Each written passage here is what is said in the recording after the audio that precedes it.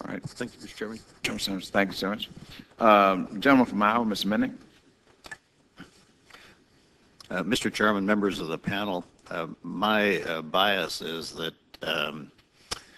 between the trial lawyers bar and the appetite of media for anything sensational, that 98% at least of the producing entities, all but the fly-by-night or here and there, here and today and gone tomorrow, have plenty of incentive to self-inspect to standards that are ensure that there is almost no possibility of a serious incident reaching the retail consumer. What I would like to ask each of the heads of the processing organizations represented here is, what is the one thing that the FSIS could do or not do or modify that would most improve the cost effectiveness of your self-inspection programs?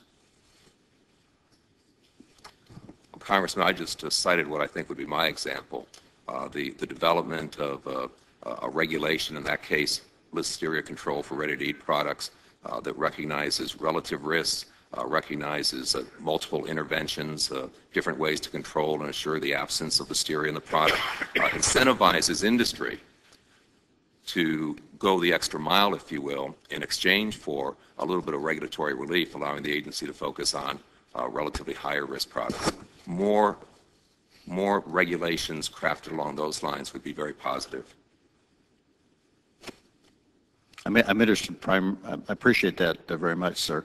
I'm interested in what the producers, whether they agree with you or whether they think there is something else that you could do or not do that would improve the cost effectiveness of their self-regulatory procedures.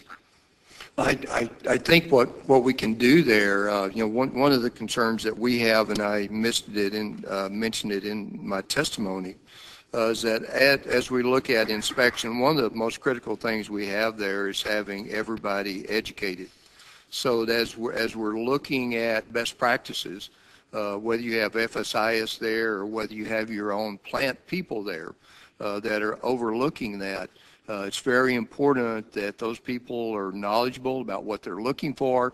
Real good example of that, we talked about small and very small plants. We worked our Beef Industry Food Safety Council. We decided that one of the best education tools that needed to be developed at the time was what we call the N60 video. We use N60 is a process by which we pull samples from beef combos, which are used in making ground beef.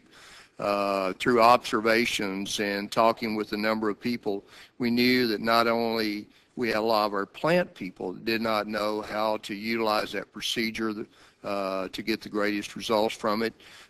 In visiting with Mr. Almanza, he was concerned that we should also have something like that as an education tool for the inspectors. So our group went together, we invested the money to develop that video.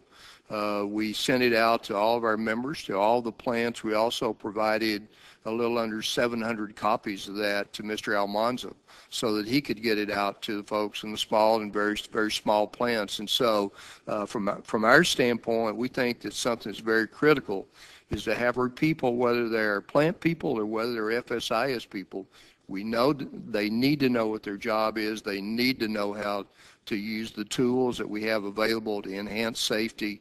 And from our standpoint, that's probably the greatest thing that could be done. That would be the greatest investment of our dollars, in our opinion. Could each of the other three producer agencies quickly, the one thing FSI could do or not do that would most enhance your self-regulatory activities?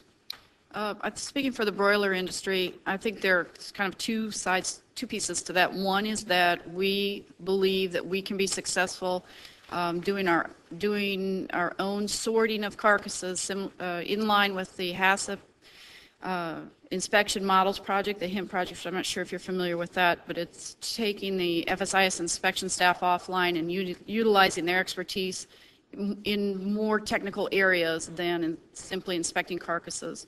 We are very strong supporters of the HIMP model. Secondarily, I would like to see more true collaborative efforts technically, from a scientific technical standpoint, between the industry experts and the FSIS decision makers, policy makers.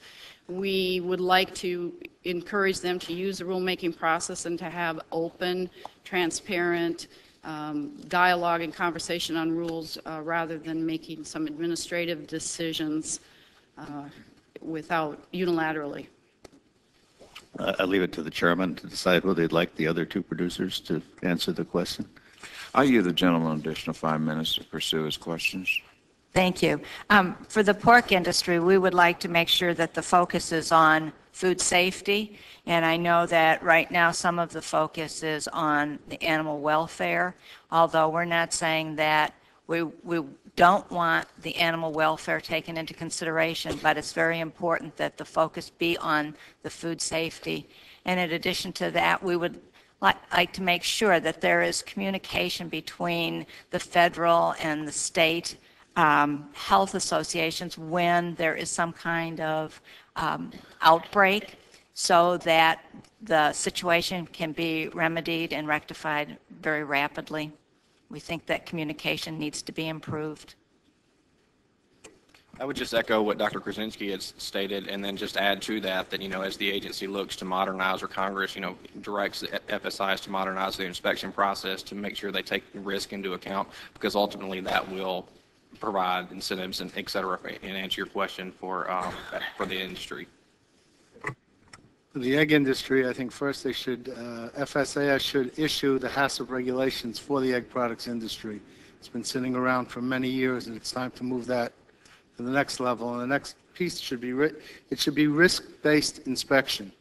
Rather than having a man sit outside a hot room or an inspector sit outside a hot room for product that can't move for 7 days, just sitting there watching the thermometer, which is all recorded, it seems to be both a waste of time and energy for people. Thank you, Mr. Chairman. I yield back the balance of my time. Excuse me. I apologize. One thing that I think FSIS could do is they need to work closely with the industry to design a risk-based system that will use process controls to make the decisions they make on food safety. That would focus their resources and their efforts, and it would have a tremendous impact on the overall food safety position. Thank all of you. I yield back my time.